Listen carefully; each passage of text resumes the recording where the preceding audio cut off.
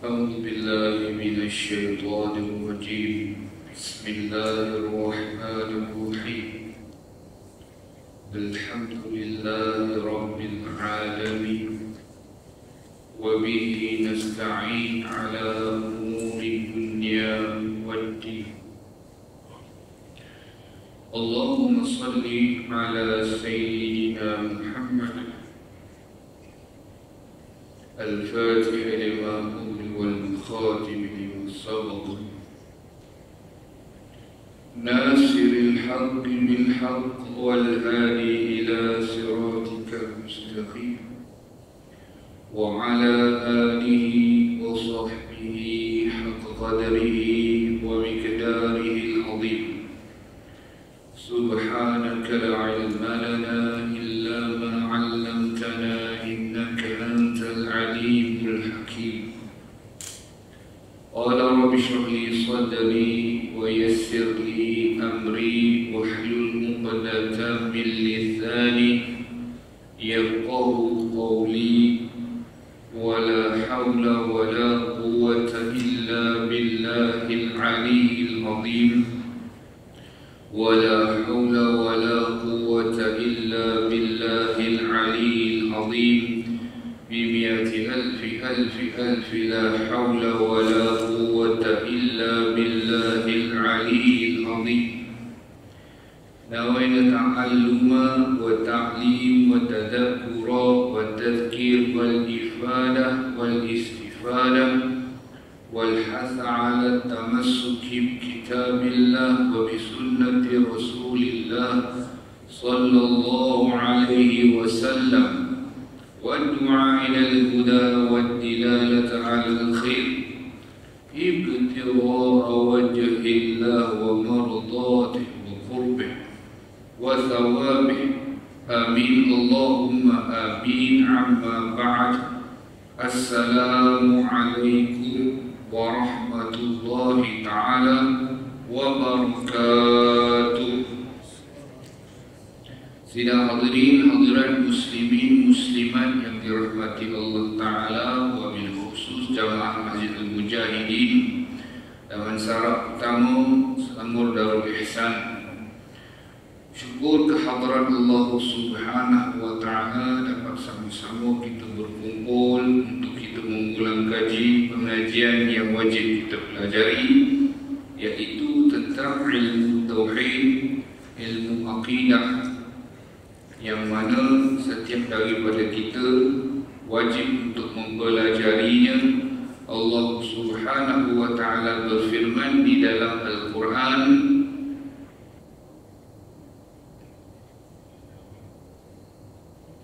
di dalam surah Muhammad ayat 19, fa'lam annahu la ilaha illallah,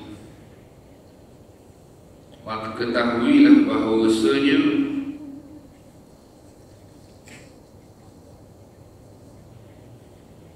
wajib untuk kita kenal akan Allah Subhanahu wa Ta'ala. Maka ketahuilah bahawasanya tiada Tuhan yang selayaknya disembah melainkan Allah Subhanahu wa Ta'ala. Jadi wajib kita belajar ilmu kita. Pada kuliah-kuliah yang lepas kita dalam bab Qudrat. Dalam bab ini pun kalau setengah orang yang tidak belajar mengikut akidah ahli sunnah wal jamaah, bahaya, sebab dia akan berpendapat ataupun berpegang kepada fahaman-fahaman ataupun akidah yang salah, seumpama Qadariyah ataupun Mu'tazilah dan juga Jabariyah, sebab dia tak mengaji ikut ahli sunnah wal jamaah, al-Asy'ariyah wal Maturidiyah.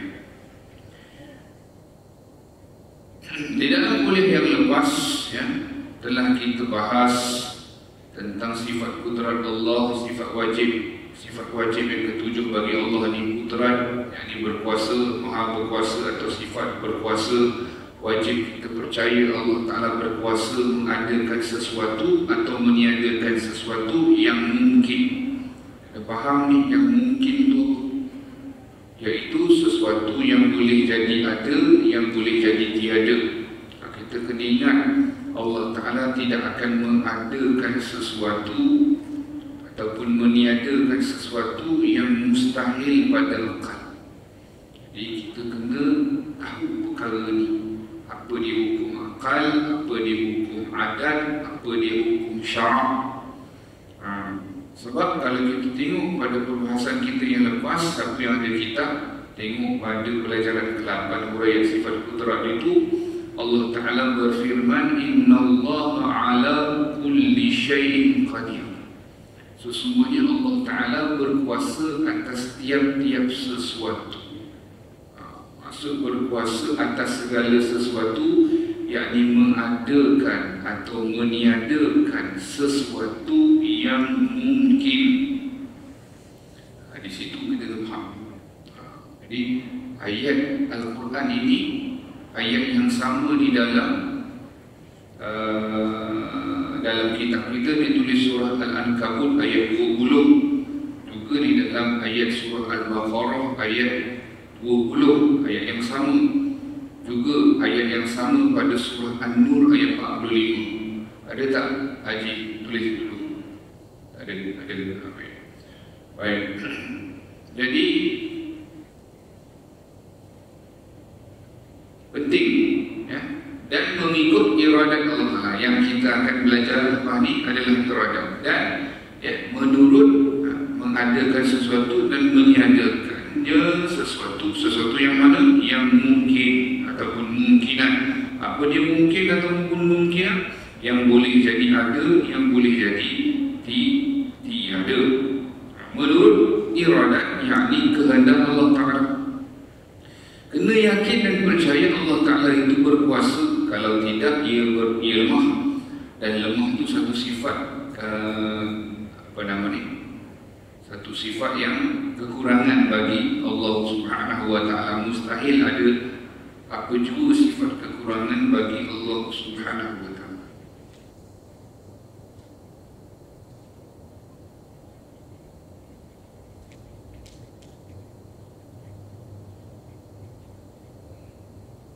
Jadi dalam perbahasan sifat kudrat ini, sesuatu yang kalau kita belajar dengan lebih lanjut, sifat kudrat ini mempunyai ta'alluq. Ta'alluq ini artinya suatu tuntutan sifat kepada perkara yang lain, yakni penambahan kepada berdirinya sifat pada zat. Jadi disebutkan ta'alluq yang ada pada sifat kudrat ini adalah ta'alluq ataupun kesan ya, memberi kesan, memberi perkara ta'alluq kepada perkara yang mungkin saja. Jadi tidak kepada perkara-perkara yang mustahil ataupun perkara-perkara yang wajib.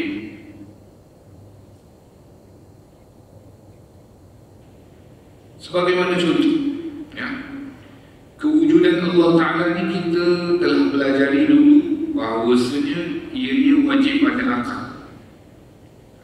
Wajib pada akal apa maknanya? Wajib pada akal, akal tidak boleh menerima akan ketiadaannya. Itu kalau mustahil pada akal, akal tidak boleh menerima akan adanya. Jadi sifat kudrat Allah Ta'ala tidak bertakluk kepada kewujudan Allah. Yang mana sifat kudrat ini ya, tidak membawa kepada mengadakan zat Allah Ta'ala yang sememangnya sudah wujud, yang wajib berwujud.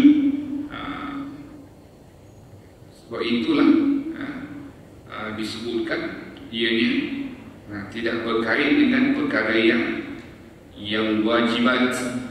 Begitu juga tidak ada kait dengan mustahilat, perkara yang mustahil pada akal. Contohnya meniadakan kewujudan Allah Ta'ala. Tak adalah boleh membawa kepada hal perihal demikian, kerana sifat kudrat ini dia punya ta'alluq tidak ada kait dengan perkara mustahilat, perkara mustahil dan juga perkara yang wajibat. Yang wajib Allah wajib ada, mustahil tiada. Mustahil pada mana? Pada akal. Sebab kalau dia ada kait dengan segala perkara yang wajib contohnya, maka dah jadi Allah tergagahi, digagahi. Tidak. Begitu juga kalau berkait dengan perkara yang mustahilan ataupun perkara yang mustahil, maka akan berubahlah hakikat kepada sesuatu yang mana dia berubah kepada perkara yang mustahil. Sebab itu bila kita tengok ayat Al-Quran yang kita belajar ni, innallaha ala kulli syai'in qadir, sesungguhnya Allah Ta'ala maha berkuasa atas tiap-tiap sesuatu, iaitu segala sesuatu yang mungkin.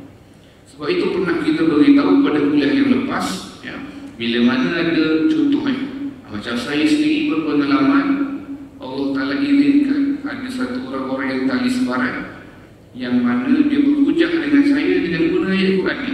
Dia guna ayat Quran ni, dia kata innallaha ala kulli syai'in qadir. Dia guna ayat ni, ayat yang sama ni.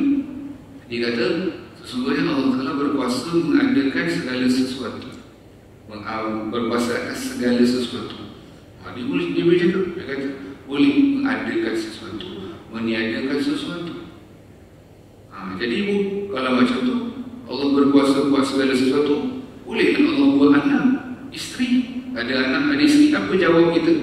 Jawab kita yang mengaji ilmu akidah ahli sunnah wal jamaah ni, Allah Ta'ala tidak akan mengadakan dan meniadakan sesuatu yang mustahil pada akal,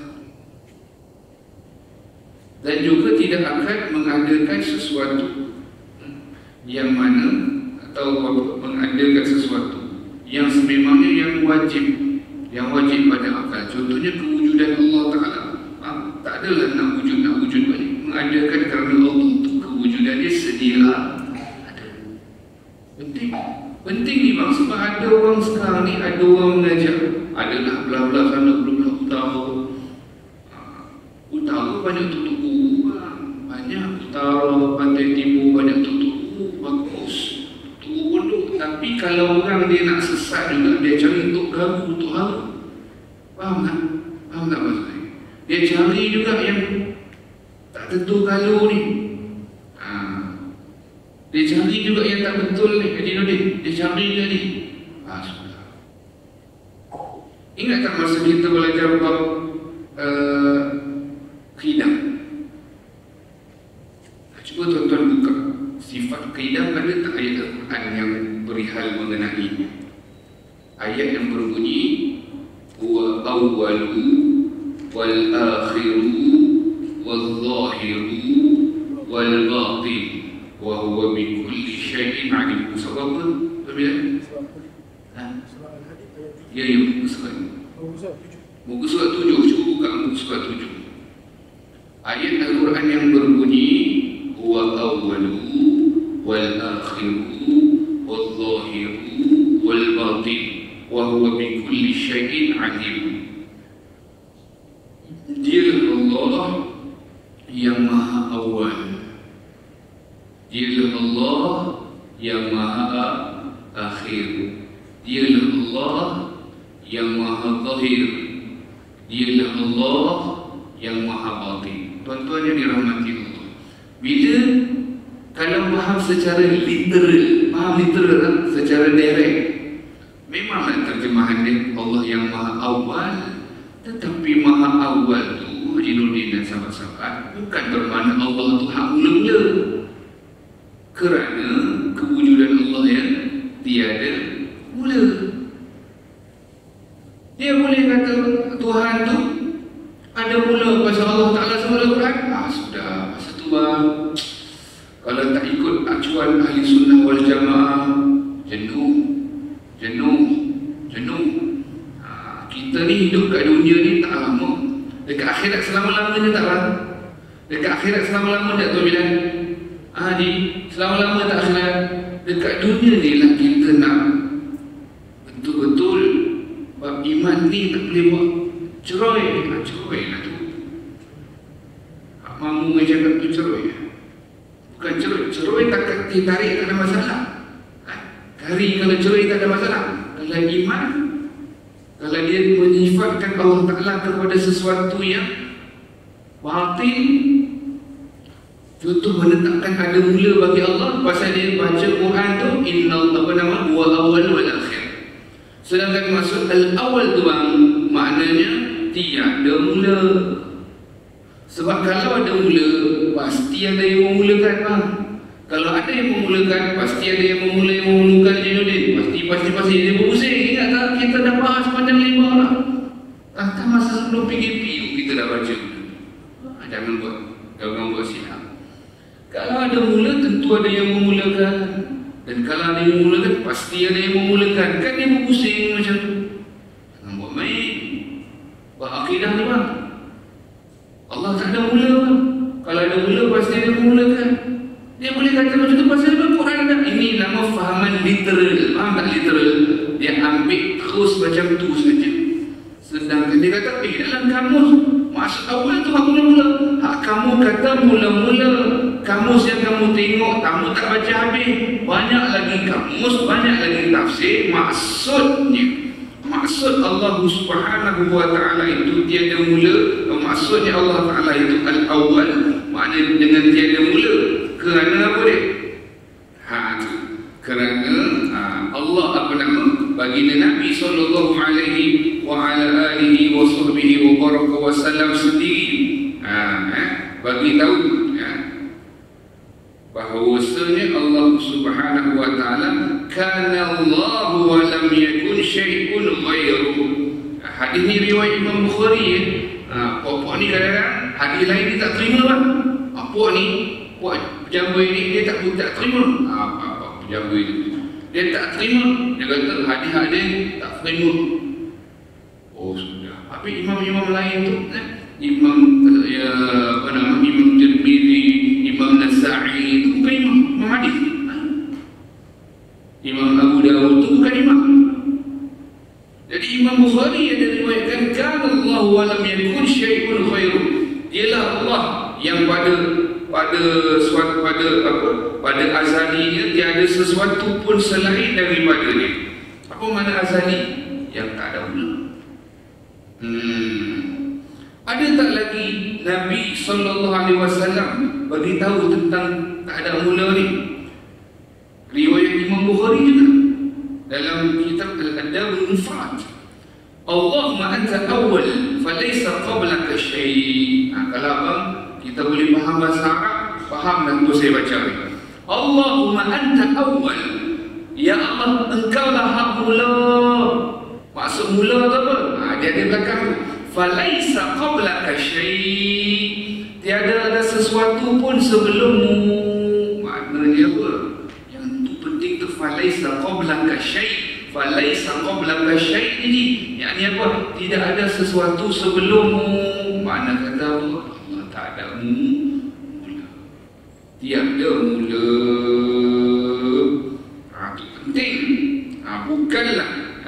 Bukanlah maknanya juga Allah Ta'ala itu tanpa permulaan. Allah ada dulu baru ada hal lain. Itu pun bukan. Di situ. Ataupun Allah dijadikan dulu baru hak jadi lain. Ini salah. Pendapat pahaman pegangan ini membawa erti Allah Ta'ala didahului sebelum tiada. Salah. Maksud yang sebenar, yang lain belum ada, Allah tu sedia ada. As-sabaqu 'ala al-asya'i, yang mendahului atas yang lain. Di situ penting sangat-sangat kita faham. Sebab apa kita tekankan perkara ni? Video-video yang puak-puak ni mengajar tersebar tu tak? Ngeri orang jauh kata anggu, dia tak faham pun mana. Pasal tu jangan main-main lah bab akidah ni. Bab akidah ni jangan main-main. Jadi kembali kepada persoalan tadi yang kita sebut, bab kudrah pelajaran ke-8 itu, Allah berkuasa mengadakan dan meniadakan sesuatu yang mungkin. Kenapa tak yang wajibat? Yang wajib ada, yang memangnya wajib pada akal, kerana ia memang dah ada. Jadi kalau mengadakan sesuatu yang sudah memang wujud, disebutkan oleh ulama tahsilul hasil. Apa maksud tahsilul hasil? iaitu mengadakan perkara yang sudah terhasil, menghasilkan sesuatu yang sudah terhasil, ataupun bahasa mudah apa? Mengadakan sesuatu yang dah ada. Nah, itu. Jadi mustahil. Sebab itu bila kita mengucap la ilaha illallah, tiada Tuhan disembah melainkan Allah, atau terjemahan ringkas, tiada Tuhan selain Allah, tidak ada Tuhan selain Allah. Habis bila kita mengaji di dalam bab tauhid ini, barulah kita tahu yang kita nafikan apa dia. Kita nafikan bukan berhala, bukan patung, bukan binatang, bukan benda apa hak depot sembah tu, itu cuma sembahan semata-mata. Habis ulama tauhid sebutkan lalu apa yang dinafikan, ada nafi dan ada isbat. La ilaha illallah yang dinafikan, ingat tak masa kita belajar di dalam bab mukhalafatuhu lil awadith, ini kita kena kait dengan yang kita mengaji dulu. Ingat tak masa kita mengaji mukhalafatuhu lil awadith, Allah tu tak sama dengan zatnya, tak sama dengan makhluk. Ingat tak?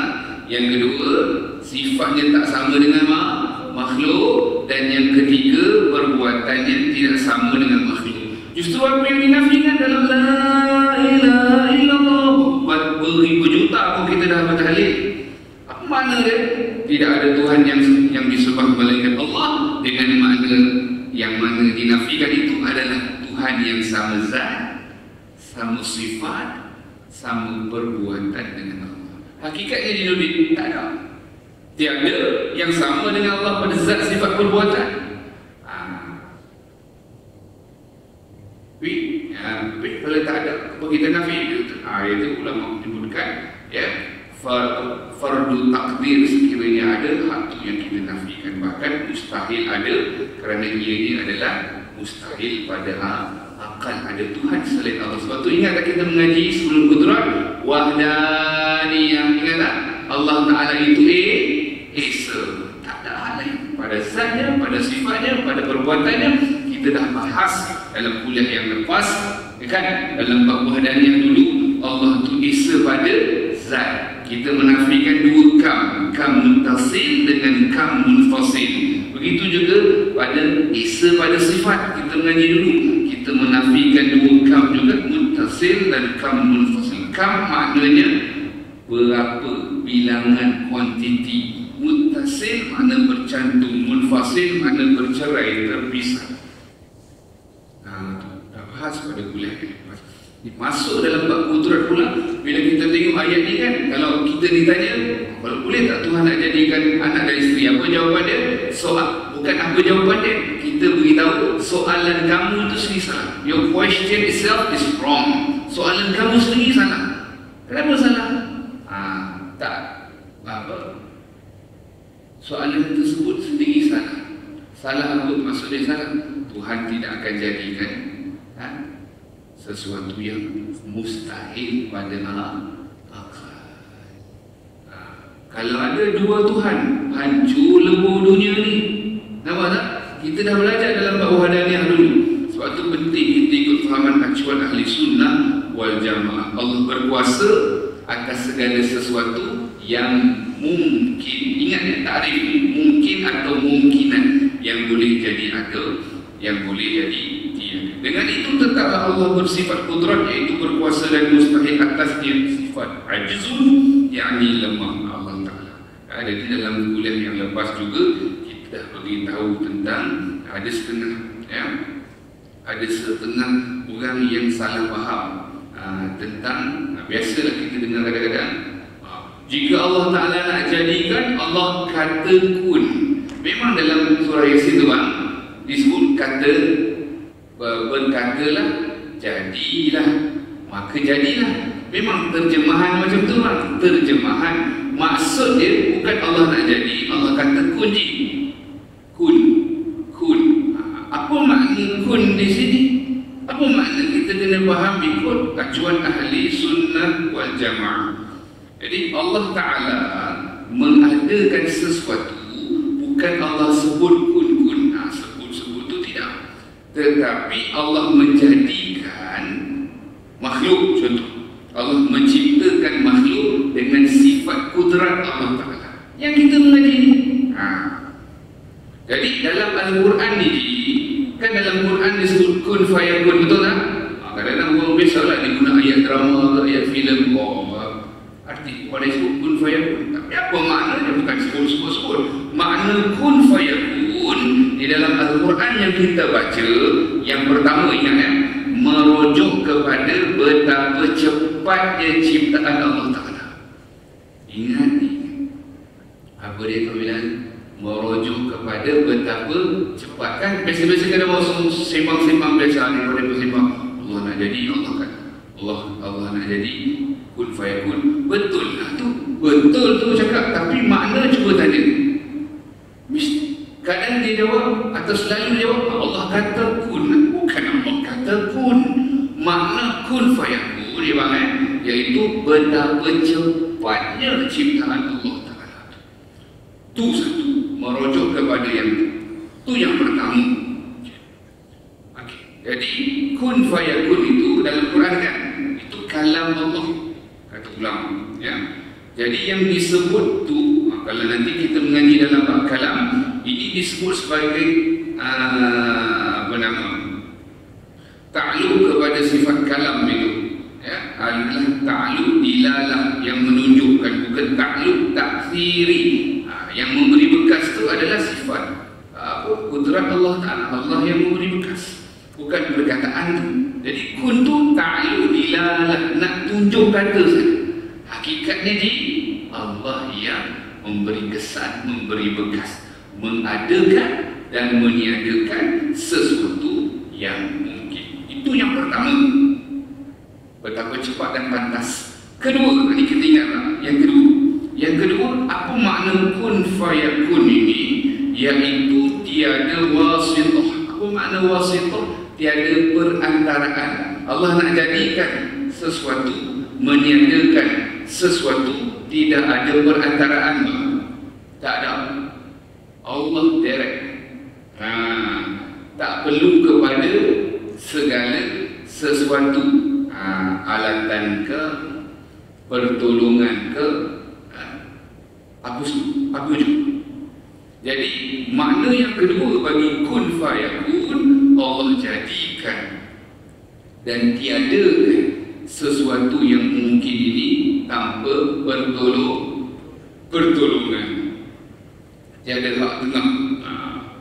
Sehingga kan kalau kita perasan, abang-abang, haji-haji kalau baca Quran kan, cuba tengok huruf kaf dengan nun.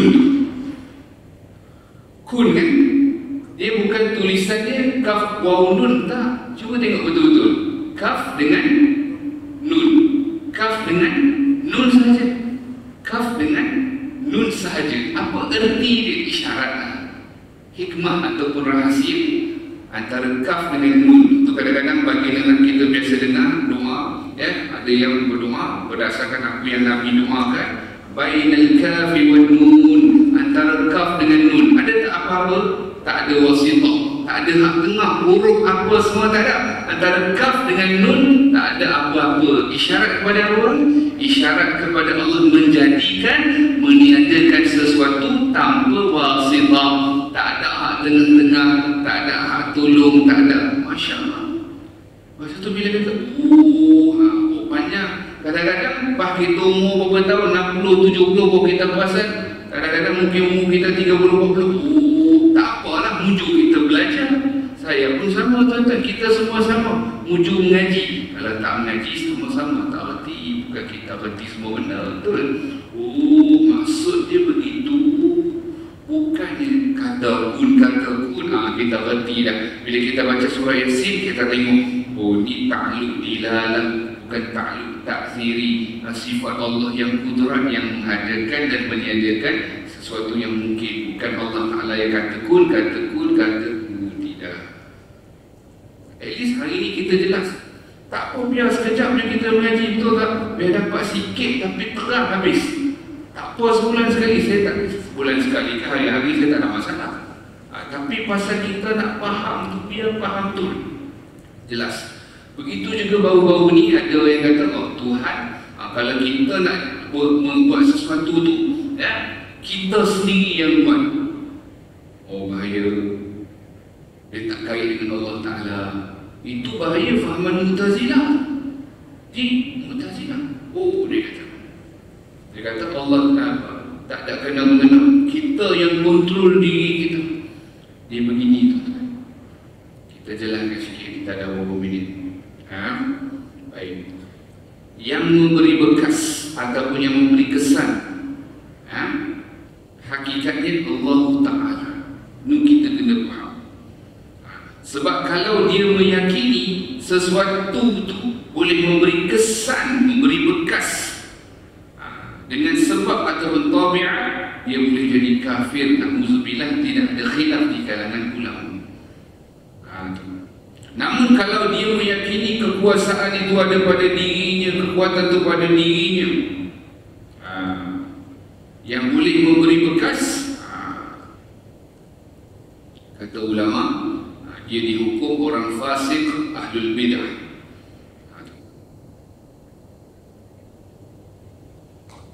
Begitu juga kalau seseorang itu meyakini Allah memberi bekas, dia dah faham, patutnya boleh dan patutnya. Tetapi pada dia asbab juga turun memainkan peranan. Tak boleh juga. Ini maknanya maknanya dia jahil pada hukum adat.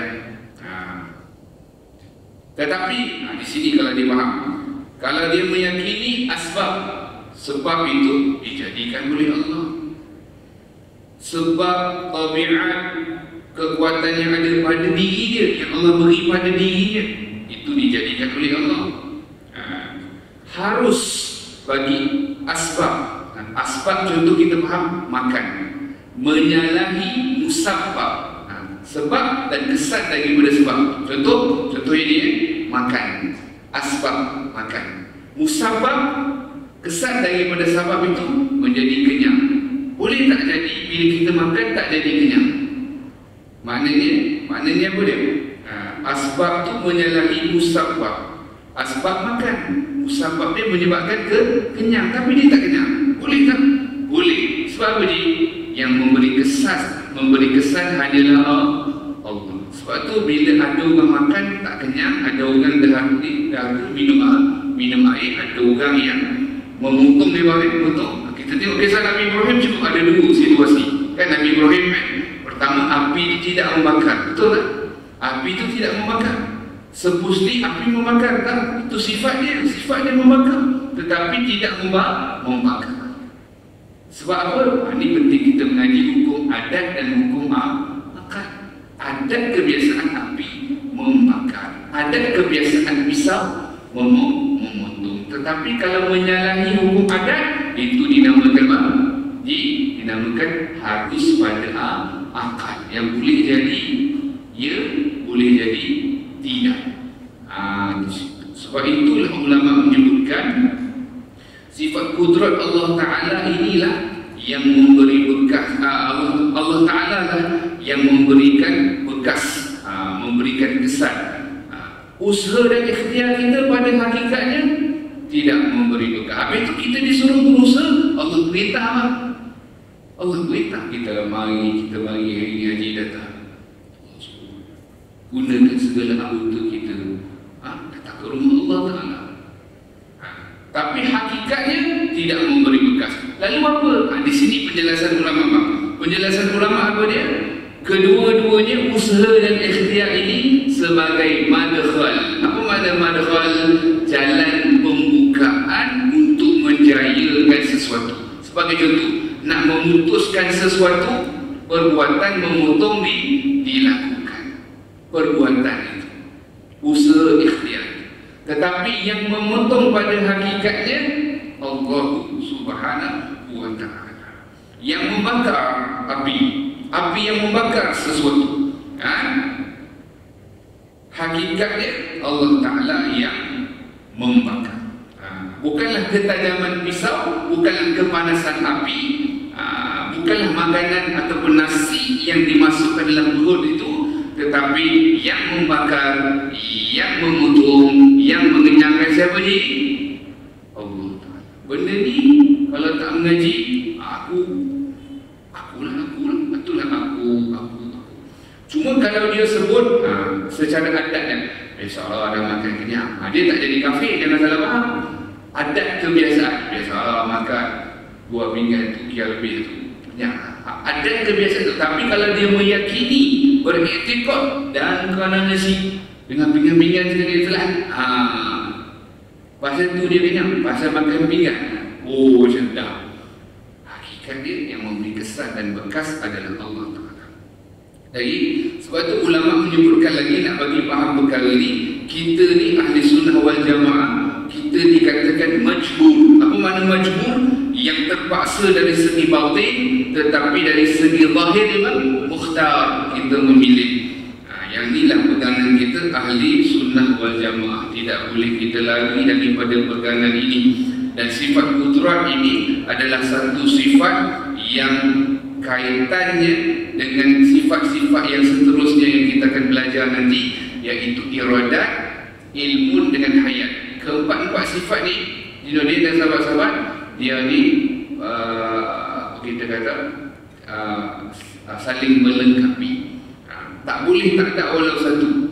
Bila ada kudrat, dia ada iradat. Ada iradat, dia mesti ada ilmu. Dan ilmu itu adalah mestilah sifat Allah Ta'ala itu hayat. Sebab tu dia kata sifat kudrat mengikut iradat, sifat iradat mengikut sifat ilmu yang ada pada Allah. Dan tak mungkin Allah Ta'ala bersifat dengan sifat ilmu jika Allah itu tidak bersifat dengan sifat hayat. Jadi sifat ilmu tak ada. Kalau tak ada sifat ilmu, tak ada sifat hayat. Jadi sifat iradat itu mengikut ketetapan sifat ilmu, dan kudrat pula mengikut iradat. Jadi salah satu daripada empat itu tak ada, maka kita ni, kalau kata tak ada lah, sebenarnya ada, wajib ada. Kita sendiri tak ada.